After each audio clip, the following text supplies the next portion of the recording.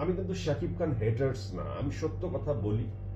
আমি চাই দেশে শাকিব খান ছাড়াও আরো নায়ক তৈরি হোক, নায়িকা তৈরি হোক। তো আমার কিন্তু এই রাজকুমার নিয়ে এক্সপেকটেশন ছিল, এবার একটু বিলো। আমার কাছে মনে হয়েছে যে না, প্রিয়তমার মতো রাজকুমার হিট হবে না, প্রিয়তমার গানের মতো রাজকুমারের গান মনে হয়নি। বাট ছবিটা দেখার পরে এবং ছবি নিয়ে অ্যানালাইসিস করার পরে আমার কাছে কিছু বিষয় খুব ক্লিয়ার হয়ে গেছে। আমি সেই ক্লিয়ার বিষয়গুলো আপনাদের সামনে বলতে চাই।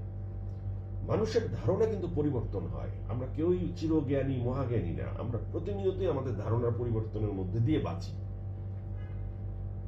এই প্রিয়তমার পর রাজকুমার, রাজকুমারটা আসলে কি? আমি প্রথমে হিমেল আশরাফকে একটু বলবো যে হিমেল আশরাফ দারুণ একজন নির্মাতা। হিমেল আশরাফ খুব বুদ্ধিমান এবং জ্ঞানী নির্মাতা। আজকে যদি দিলীপ বিশ্বাস বেঁচে থাকতেন, আজকে যদি কামাল আহমেদ বেঁচে থাকতেন, আজকে যদি গাজী মাজহারুল আনোয়ার বেঁচে থাকতেন, যারা চলচ্চিত্রের লিজেন্ড, আজকে যদি সাইফুল আজম কাশেম বেঁচে থাকতেন, আজকে যেই ছবিটা বানাতেন সেই ছবিটার নামই রাজকুমার। বাংলাদেশকে এত সুন্দরভাবে দেখানো, এত সুন্দর ফটোগ্রাফি, আমাদের দেশ, আমি তো প্রথমে মনে করেছিলাম এটা আমেরিকায় চিত্রায়িত একটি ছবি। আমি তো ভেবেছিলাম যে এখানে এই দেশ নাই, এখানে আমেরিকাতে। তো আমেরিকাতে একটা ছবি করলে এটা আসলে বিদেশে চিত্রায়িত ছবি, এটা নিয়ে কনফিউশন থাকে, কিন্তু এটা তো বাংলাদেশের ছবি। আমরা যারা শহরে থাকি তারা গ্রাম কত সুন্দর, এই ভিজুয়াল দেখবার জন্য রাজকুমার দেখে আমাদের চোখ জুড়িয়ে যাবে। কি সুন্দর পিকচারাইজেশন আর গল্প! এটা তো প্রেমিক প্রেমিকার গল্প না, এটা হচ্ছে আম্মাজান, নায়ক মান্নার আম্মাজান যা হয়েছিল, এটা এই যুগের আম্মাজান। মায়ের ভালোবাসার গল্প, মা আর সন্তানের গল্প। বিদেশি নায়িকা না কোন নায়িকা, এটা ভাবারই টাইম নাই। আর শাকিব খান ভাই, শাকিব খানের কথা একটা কথা শুনে রাখেন, যেটা হচ্ছে যে বাংলাদেশের সিনেমাতে আসলে কোনো স্টার নাই। বাংলাদেশের এক একটা সেক্টর আছে, হ্যাঁ, ফেসবুকে স্টার আছে। যেমন আমি একজন ফেসবুক স্টার, এরকম অনেক আমার মতো স্টার আছে ফেসবুকে, যারা ফেসবুকে আমাদের কন্টেন্ট দেখেন, আমাদের কথা শুনেন। টেলিভিশনে অনেক স্টার আছে, কেমন ইউটিউবের স্টার, তারা নাটক দিলেই তাদের কন্টেন্ট ইউটিউবে রিলিজ পেলেই ইউটিউবে হিট হয়ে যায়, মিলিয়ন মিলিয়ন ভিউজ হয়, এটা নাটকে। ওটিটিতে স্টার আছে, যেমন ওটিটিতে যাদের গ্রহণযোগ্যতা, তাদের কাজ আসলেই হুমড়ি খেয়ে আমরা দেখি ওটিটি, এবং সেখানে তাদেরকে আমরা স্টার বলি। ফিল্ম কোন স্টার নেই বাংলাদেশের মধ্যে। ফিল্মে আছে এখন মেগা স্টার, সুপারস্টার না, মেগা স্টার শাকিব খান। কেন জানেন কথাটা বললাম? যে এই হিরোর যে ফ্যান, এই হিরোকে যে ভালোবাসে মানুষজন, এটা হলে না গেলে বোঝা যায় না।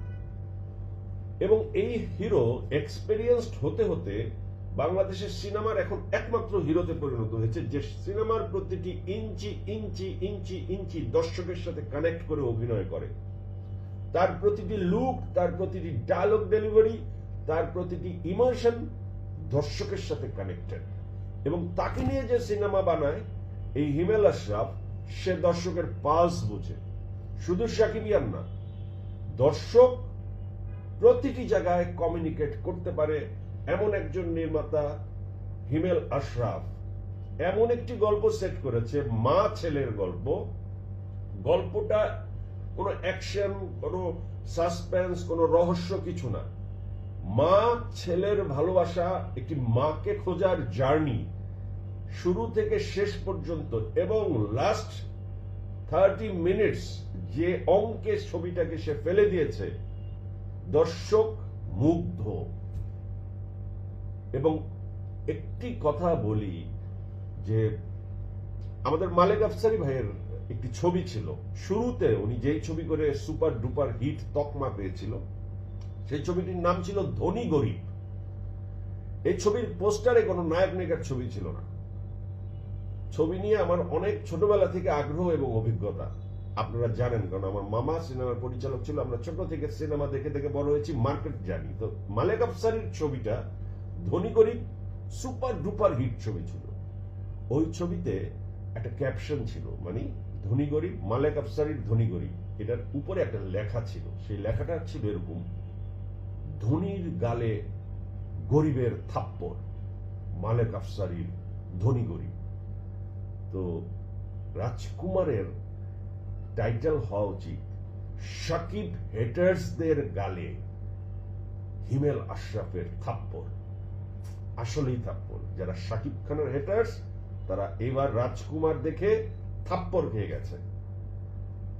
এটা একদম মন থেকে একটা কথা বললাম। রাজকুমার দ্য বেস্ট কমার্শিয়াল ছবি, যে ঈদে এবারে শাকিব খান বুঝিয়ে দিয়েছে যে ছবি, হিমেল আশরাফ বুঝিয়ে দিয়েছে যে ছবি ঈদের ছবি, ঈদ, হল দর্শক, কমার্শিয়ালি হিট, বিজনেস, এটার যে অভিজ্ঞতা, এটার যে ম্যাচুরিটি, এই সমস্ত কিছু তাদের প্যাকেজের মধ্যে পড়ে গেছে। হিমেল আশরাফ, শাকিব খান, আরশাদ আদনান, এই তিনজনের সুপার জয় হয়ে গেছে। ঠেকায় রাখার কোনো রাস্তা নাই ভাই। সিনেমা বানাতে হলে ভবিষ্যতে ব্যবসা বুঝতে হবে সিনেমার, সেই হ্যাডাম থাকতে হবে এবং দর্শকের পাস বুঝতে হবে। দর্শক এত কিছু চায় না, দর্শকের এত ভাববার টাইম নাই। মোবাইলে সব দেখে ফেলে। মোবাইল স্টারদের দারুণ দাম, কারণ মোবাইলে তাদের কন্টেন্টের মাধ্যমে দর্শক সব দেখে ফেলে এবং মোবাইলে সবকিছু চলে আসে। মোবাইলের চেয়ে বড় ইন্ডাস্ট্রি সিনেমা হলও না। তো সিনেমা হলে আপনি ব্যবসা করে আসবেন, আপনি শাকিব খান না, কিংবা আপনি হিমেল আশরাফ না, কিংবা আপনি আরশাদ আদনানের মতো প্রডিউসার না, তাহলে ঝামেলা আছে আপনার জন্য, যে কারো জন্যই।